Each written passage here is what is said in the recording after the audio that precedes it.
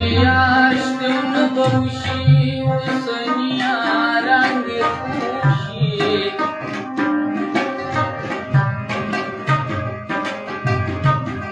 چې حاجتي درته وینو ستا به پلار نیکه هم خوشي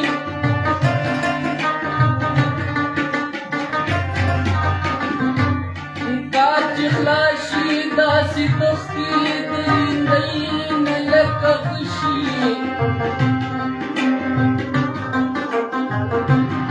چې یاري په شم تالو شي دا یاري به یاري